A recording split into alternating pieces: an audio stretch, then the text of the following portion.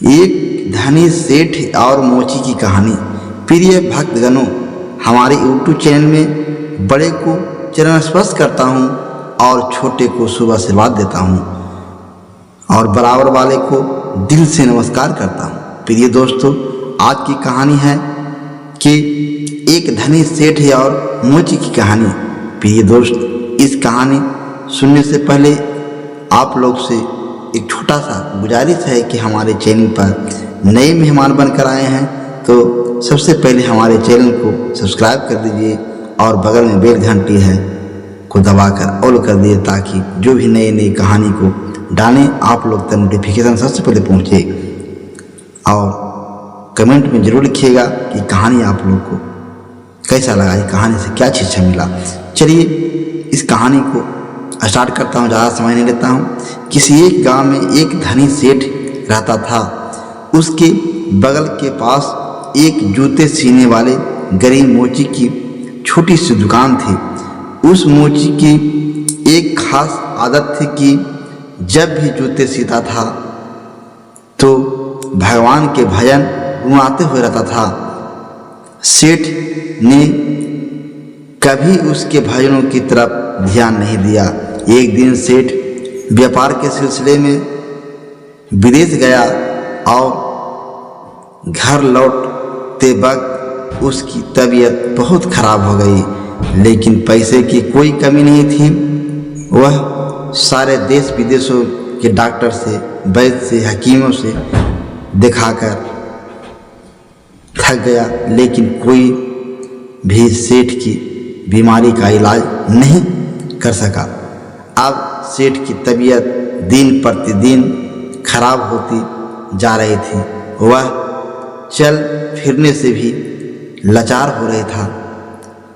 तब एक दिन वह घर में अपने बिस्तर पे लेटा था। अचानक उसके कान में मोची की भजन गाने की आवाज़ सुनाई दी।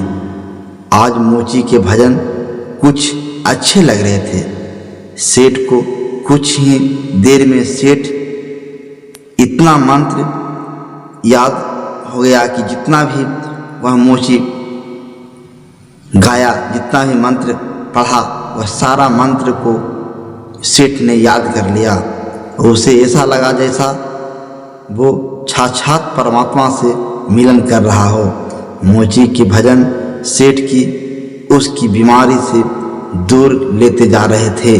कुछ देर के लिए सेठ भूल गया कि हम बीमार हैं। उस अपार आनंद की प्राप्ति हुई। कुछ दिन तक यही सिलसिला चलता रहा। अब धीरे धीरे सेठ स्वास्थ्य में सुधार आने लगा। एक दिन उसने मोची को बुलाया और कहा, मेरी बीमारी का इलाज बड़े बड़े डॉक्टर नहीं कर सका, लेकिन तुम्हारे भजन ने मेरा स्वास्थ्य सुधार दिया, तो 10,000 रुपये मैं तुझे इनाम देता हूँ। मोची खुश होते हुए पैसे लेकर चला गया, लेकिन उस रात मोची की बिल्कुल नींद नहीं आई। वो सारी रात यही सोचता रहा कि इसने सारे पैसे को कहाँ छुपा कर रखूँगा और इतने पैसों को क्या क्या खरीदना है। इसी सोच की वजह से वह इतना परेशान हुआ कि अगले दिन काम पे भी नहीं जा पहुंचा। अब भजन गाने के लिए भी वह मोची ने भूल गया। मन में खुशी भी थी पैसे की। अब तो उसके काम पर जाना भी बंद कर दिया और धीरे धीरे उसकी दुकानदारी भी चौपट होने लगी। इधर सेठ की बीमारी फिर से बढ़ती जा रही थी। एक दिन मोची सेठ के बंगले में आया और बोला, सेठ जी, आप अपने ये पैसे वापस रख लीजिए। इस धन की वजह से मेरा धंधा चौपट हो गया। मैं भजन गाना ही भूल गया। इस धन ने तो मेरा परमात्मा से नाता भी तुड़वा दिया। मोची पैसे वापस करके फिर से अपने काम में लग गया। अब वो फिर से भगवान के भजन गुनगुनाता रहता था और बिजनेस को चलाता रहता था।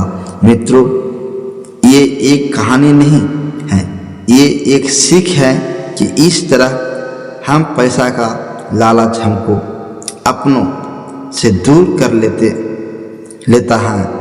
हम भूल जाते हैं कि कोई ऐसी शक्ति भी है जिसने हमें बनाया है।